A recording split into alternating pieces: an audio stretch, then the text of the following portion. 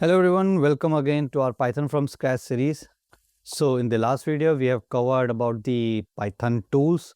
Now in this video, we'll start and we'll learn about working with APIs. So API is a way where two applications can talk to each other. If we take an example, like in a restaurant, there is a waiter between you and the kitchen. So take you as a client. So basically you use a client as a UI and kitchen is basically a server. Okay. And the waiter is an API. Okay. So you ask the waiter for data. The waiter takes your order and kitchen prepares it and waiter brings it back to you. So the similar thing API does for us. You send an HTTP request to an API endpoint like a URL and it sends back you the data, usually in JSON format or some other format as well. So we have some common method in the APIs that we use, like get we use majorly for the retrieval of data, post we use for submitting or sending the data, and then we have put, we have delete. Put is used to update particular data with particular ID that is already created, but we just want to update the data. And delete we use to remove the data from the database.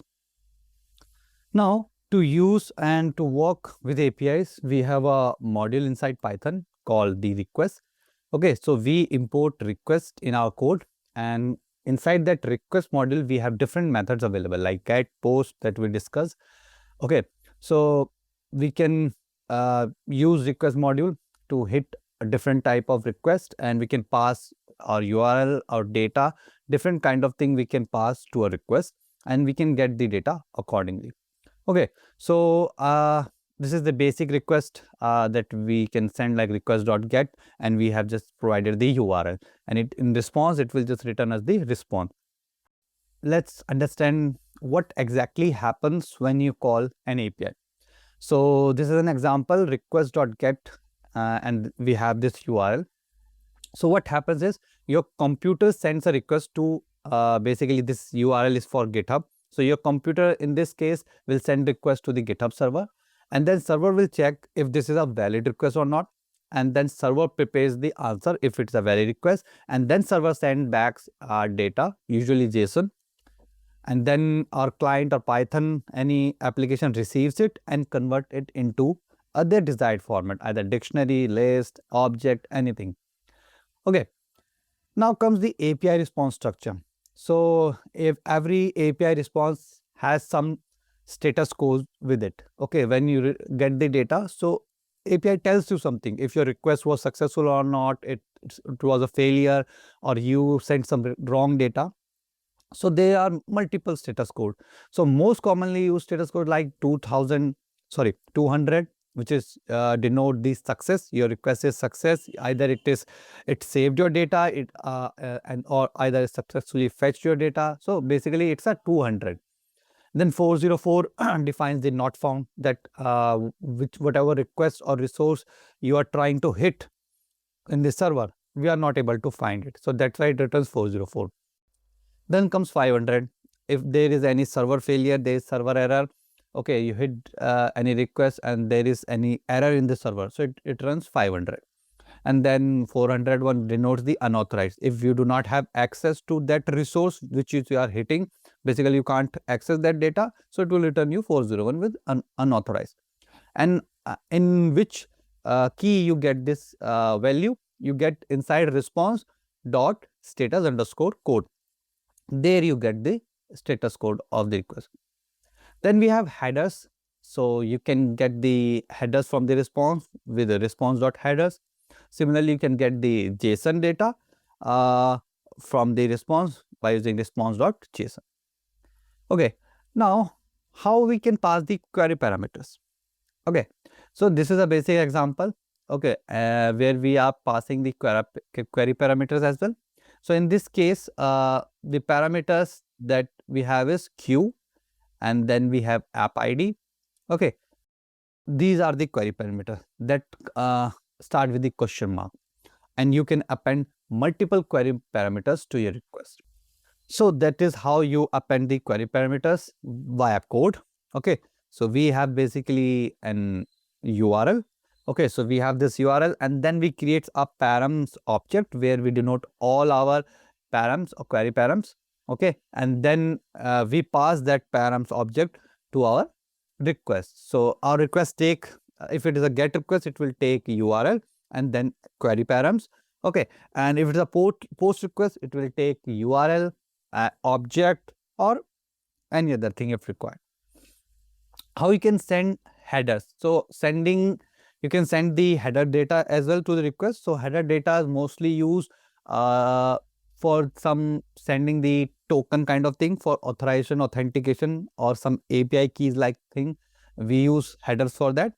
So you can pass headers like in the similar way you pass the params. So you create an object of headers, and then you pass all those things that your request need, like authorization, if it's taking a token and all, and then content type, what content type of data you are basically expecting from this request.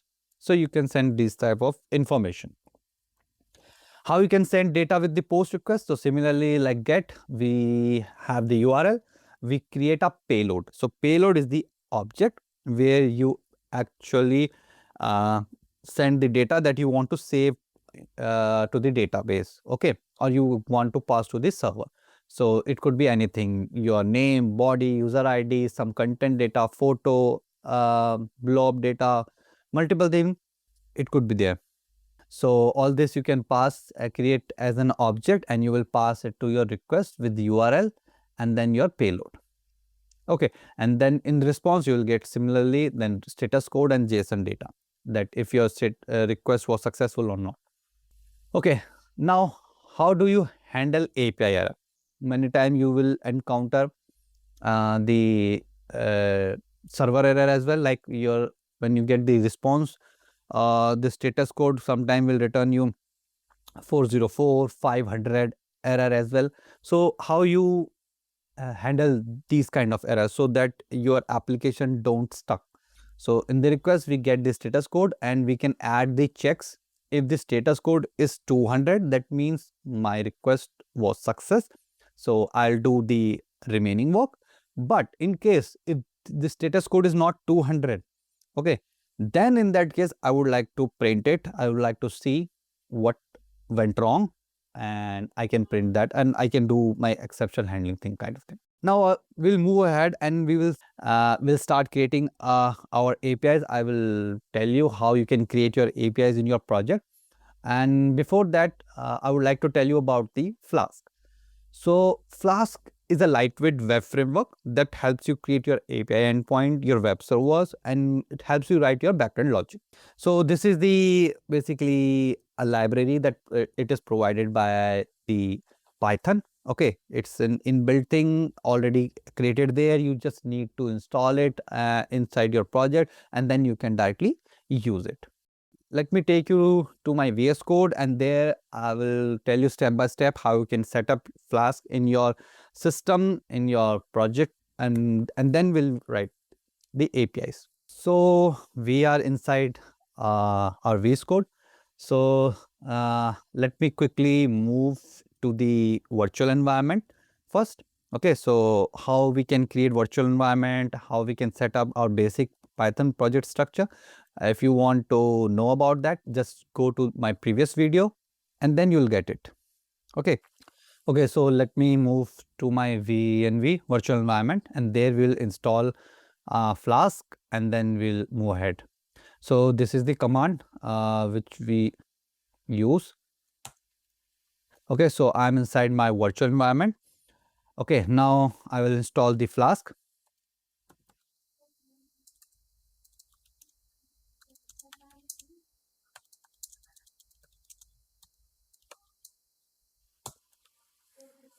So this will install Flask inside my virtual environment.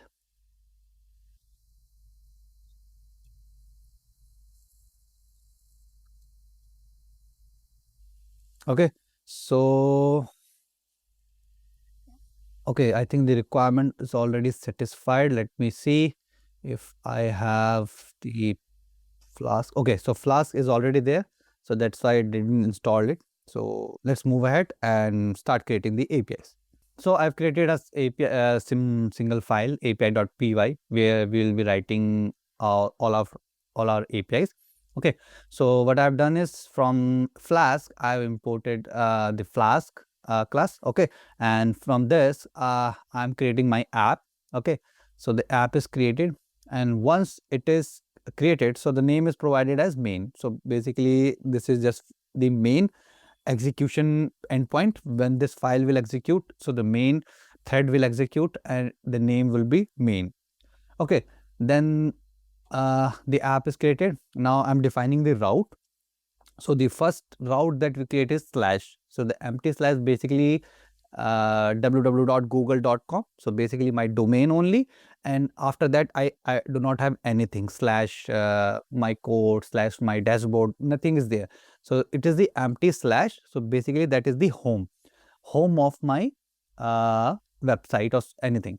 So for home URL, by default I'm just printing for now, welcome to my first API. Okay, so if I execute this file python api.py, so it will execute this file and it will start this server. Okay, so it is running on port 5000. So let's move to the browser and we'll see. Yeah, so as I refresh it, you can see it is just successfully printing welcome to my first API. Okay, so that was the default, my home URL that we created. Now I've created another API endpoint. So after home, if I provide anything like slash hello, so it will hit this endpoint, this route, and then it will execute this method inside this route. And what it will return? It will return an object which has a key value. Basically, the key is message and the value of it, hello Amit, welcome to your API. Okay, so it already compiled it. Okay, let me go to the browser. Okay, so right now it's just hitting the home endpoint. Now if I hit slash hello, so it will give us the object in return. So that's how we created our first API endpoint, that is slash hello. Okay, now in case you provided the wrong URL, so in that case it will not return you the exact response, it will return you 404 not found. So like slash hello we already created, so it will be able to find that. But if we write hello one, so it will say you not found 404, that I'm not able to find this kind of mapping for your API. So it will give you that error. Let me show you how we can pass the query parameters. Okay, so for that what I have done is I've imported request as well from the Flask. Okay, and then we have created another route slash greet, and what this greet is doing, it will take your argument from your request.arg.get name. So basically I will pass a name query parameter, and inside that name I will pass some name. So it will print that name whatever I will pass. In case it didn't find the name query parameter, so by default the value that it will use is friend. So it will replace this thing with friend if I do not pass anything, and it will return that object like this. Okay, so let me show you here. Okay, so let me hit greet. So you can say I did not pass any query parameter, so by default it is taking friend. Now if I pass my query parameter like this, name equals to just a minute. Okay, name equals to Aman. Okay, so then what it will print? It will say hello Aman. I can change it to some other name as well. Hello Priya. So it will print hello Priya. So that's how we take the query parameters from the request and we pass it to our server or anywhere where we want to pass it. Okay, so now these were all the GET requests. Now let us create the post API. So for that I've created our post route slash add. So basically what this API, we can treat it as an API. What this API is doing basically, the route is /add, and we have defined that this method is post. Okay, and what it is doing, we will pass an object to it. So as the post request takes an object, so we'll pass an object. It will take that JSON from that request, as in it will store in data, and it will get all the values or keys from it one by one. Data dot get A, data dot get B, and then it will return the sum of it. By doing some calculation with it, it will return the response to us. So how we can test the post request? We cannot test it through browser, because browser only allows the get request. It don't allow post request. So for that, either we can use Postman kind of tool, the API testing tool, or we can create our file. So in this file, I've imported the requests. So the request contains the post method. Okay, so I'm hitting the post request, and it needs the URL. So URL will be our local host URL, that one on which our server is currently running, and /add is the route that we define, and the object what we want to pass.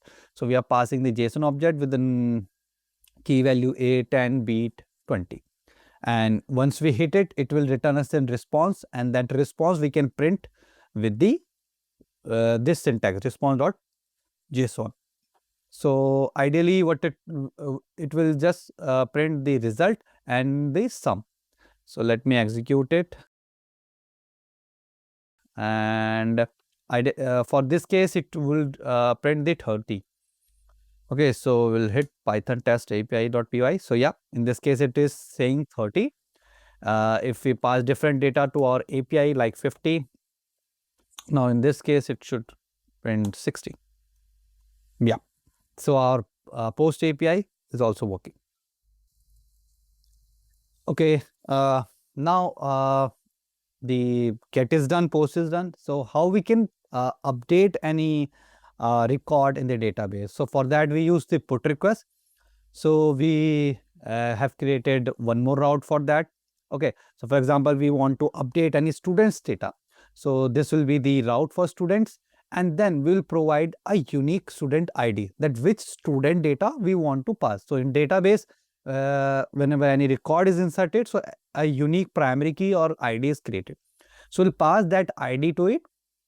So we have defined the type int, and the ID or index we have passed, and the method is put. Okay, so what it will do, it will take that index, okay, and it will take the request.json data. Okay, so we are passing some object also, said that for this request, these fields I want to update, or I want to replace the object completely. Okay, so it will take that data. So inside our database, so just assume that this is students is the record that is present inside the database. So we are updating that. So we are updating that student, that index. So for example, it has 10 students. So index is 1. So it will update the first student in the data with the data we provided. And then it will return us the message that student is updated, and which student is updated, we are returning that same, and database student that updated with the updated data, that student is now updated. Similarly, for delete, we perform similar operations, that we cannot delete all at once. We can delete all, but for that we can do the recursive call. But for deleting any data, we need that particular row ID or that data ID. Similarly, we have for put. So similarly, we will create a separate route for delete. So we will be deleting the index, and the request method would be delete. And what it will do, so right now we have just shown for demo students.pop. So ideally it will be the delete operation in the database. So the logic for that delete you can write here. So once it is done successful, you can return this student is deleted, and we can return the database students list. So that user can see in this list, I do not have that student anymore. Okay, Now, I've told you already how you can do the error handling with the if else, but if you want to do a common via common way, or you can define a separate route for your error handling.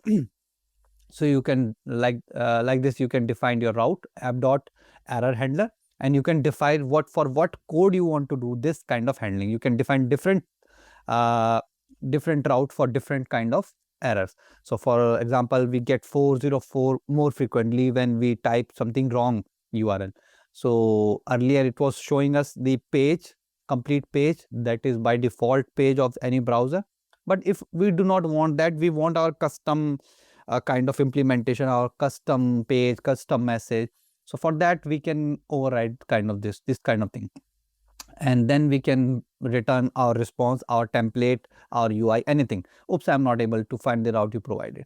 Okay, and then it's printing that message. Okay, so similarly, let me, for example, greet we provided. If you provide greety, so yeah, it is triggering that. Oh, oops, I'm not able to find the route you provided. So that's why we can override the implementation of browser. Okay, so these were the common operations, the CRUD operations that we perform in any API. Okay, so I hope you now get it, how you can create your API, so you can try out some basic API for yourself as well. And do let me know if you have any query around the API endpoints or API. So now I'll see you in the next video. Thanks for watching. Bye bye.